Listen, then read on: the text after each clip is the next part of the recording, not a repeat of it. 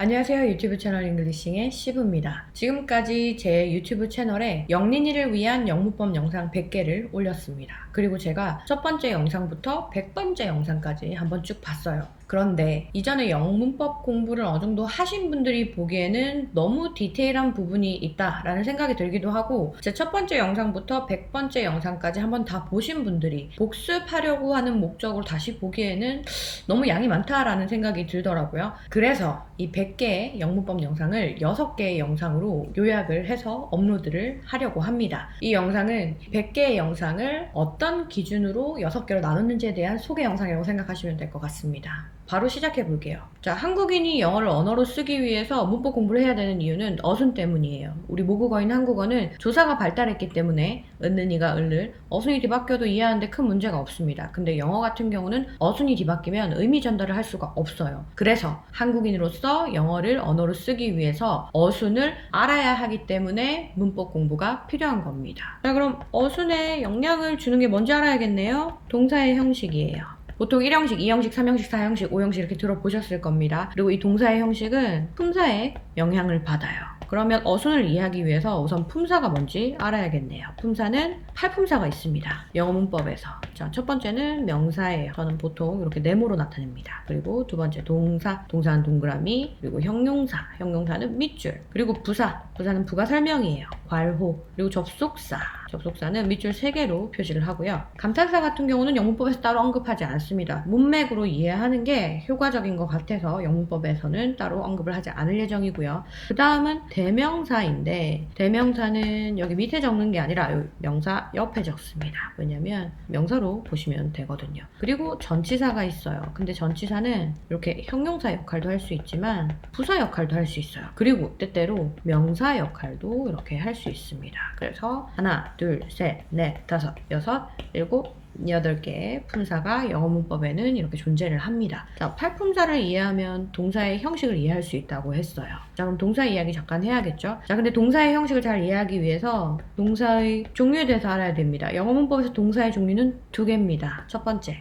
비동사. 두 번째, 일반 동사. 둘 다 이렇게 동그라미로 나타낼 수 있고요. 동사의 형식 같은 경우는 우리가 보통 1형식, 2형식, 3형식, 4형식, 5형식이라고 부르는데, 영어권 나라에서 영어 배울 때는 이렇게 1, 2, 3, 4, 5라는 말을 쓰지 않아요. 그 대신 완전 자동사, 불완전 자동사, 완전 타동사, 이중 타동사, 그리고 불완전 타동사라는 명칭으로 쓰긴 하는데 지금 그런 게 중요하지 않습니다. 이렇게 동사의 형식을 5가지로 나눌 수 있는 이유는 동사마다 뒤에 필수 성분으로 따라오는 품사가 다르기 때문이에요. 1형식 동사 뒤에는 문장이 되기 위해서 꼭 필요한 필수 성분이 따로 없어요. 근데 2형식 동사 같은 경우는 필수 성분으로서 동사 원형 또는 형용사 또는 명사가 셋 중에 하나가 따라와줘야 되고요. 3형식 동사는 필수 성분으로서 명사 하나, 4형식 동사는 필수 성분으로서 명사 2개가 따라와줘야 됩니다. 5형식 동사는 필수 성분으로서 명사 그리고 명사 뒤에 동사 원형, 형용사 또는 명사 중에 셋 중에 하나가 따라와줘야 돼요.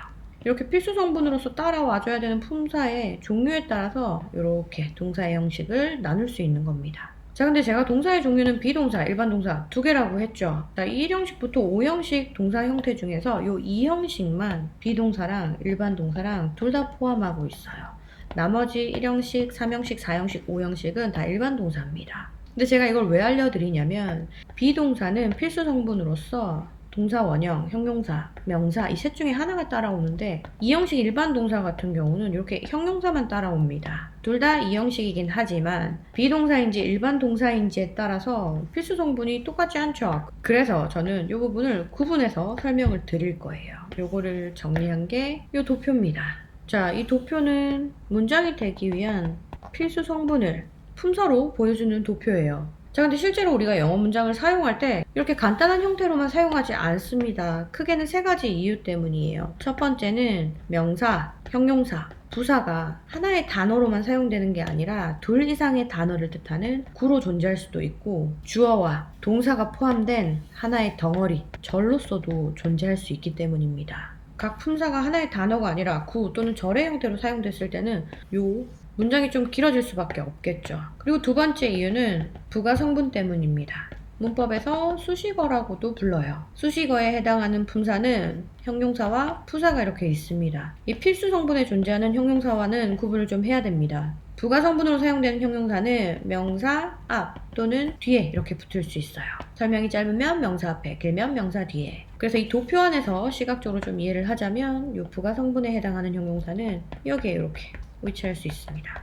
그리고 부사 같은 경우는 위치할 수 있는 장소가 굉장히 많은데 기본적으로는 이 필수 성분 뒤에 이렇게 위치할 수 있다고 생각하시면 됩니다. 그리고 마지막 세 번째 이유는 접속사예요.